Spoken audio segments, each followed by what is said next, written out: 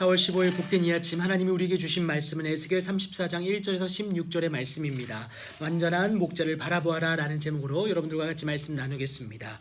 이스라엘 목자들에게 예언할 하나님의 말씀이 에스겔에게 임합니다. 크게 두 가지인데요. 2절에서 자기만 먹는 이스라엘 목자들은 화가 있을 것이다 라고 말씀하시고요. 4절에서는 다만 포악으로 그것들을 다스렸도다 라고 얘기합니다. 책임감 없는 목자에게서 이 모습이 드러나게 되는데, 그러면 그 목자에게서 양은 떠날 수밖에 없습니다. 목자가 없는 것처럼 느껴지기 때문에 흩어지는 것인데요. 여러분, 이 목자가 없는 것처럼 느껴지는 것은 다른 것 때문이 아니라, 여러분 8절에 그 이유가 나오죠. 내 목자들이 내 양을 찾지 아니하고 자기만 먹이고 내 양떼를 먹이지 아니하기 때문에 목자가 없는 것처럼 느껴지고 결국 목자를 찾아 흩어지는 모습이 드러날 수밖에 없다라는 것을 얘기하고 있습니다. 그런데 여기서 우리가 오해하지 말아야 될 것은요, 여러분, 이 양이 내 양떼가 아니라는 겁니다.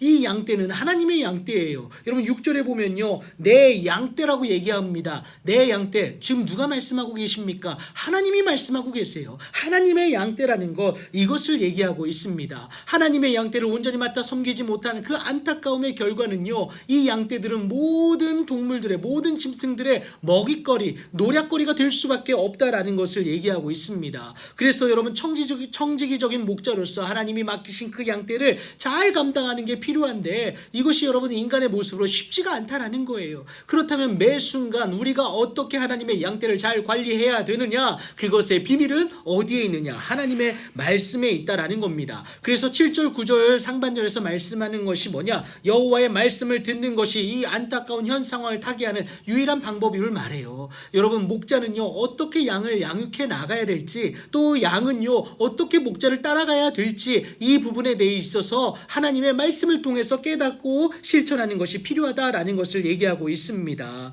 여러분, 그 양을 잘 관리하지 못한 목자에게 하나님은 어떤 벌을 내리시느냐? 내 양을 그들의 입에서 건져대어 다시는 그 먹이가 되지 아니하게 할 것이다. 왜요?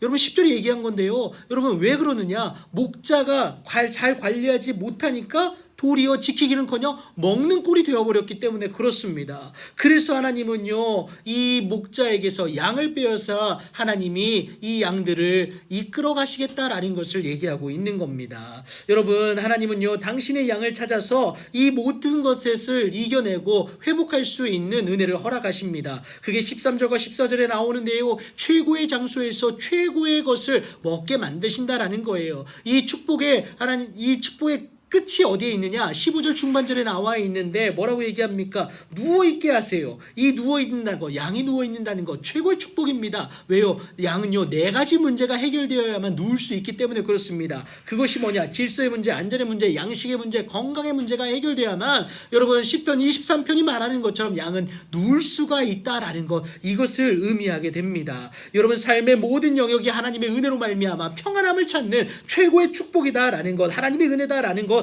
이것을 얘기합니다. 이것이 가능한 이유는 뭐냐? 15절 상반절이 나오죠. 하나님께서 친히 우리의 무엇이 되어주십니까? 목자가 되어주시기 때문에 그래요. 여러분, 하나님이 우리의 목자가 되어주시니까 여러분 16절 보면 어떻습니까? 잃어버린 자를 내가 찾으며 쫓기는 자를 내가 돌아오게 하며 상한 자를 내가 싸매주며 병든 자를 강하게 하려니와, 이 모든 은혜가 차별이 없이 모든 자에게 임한다라는 겁니다. 하나님에게 단 한 가지 조건, 기준이 있는데 그것이 뭐냐? 16절 제일 마지막에 나오는데요, 정의대로 그것들을 먹이리라.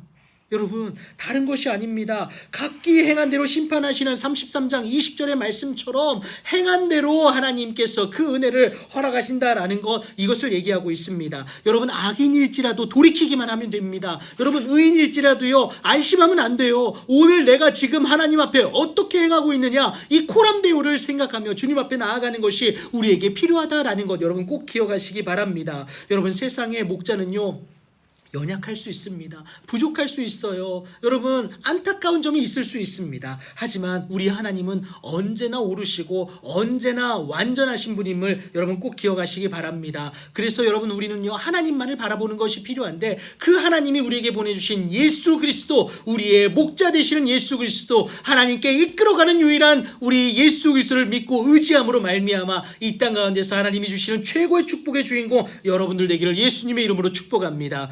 히브리서 12장 2절의 말씀처럼 믿음의 주요 또 온전하게 하신 예수를 바라보자는 그 히브리서 기자의 권면처럼 오늘도 예수님을 바라봄으로 하나님께 나아가는 우리 성도님들 되기를 예수님의 이름으로 축복합니다.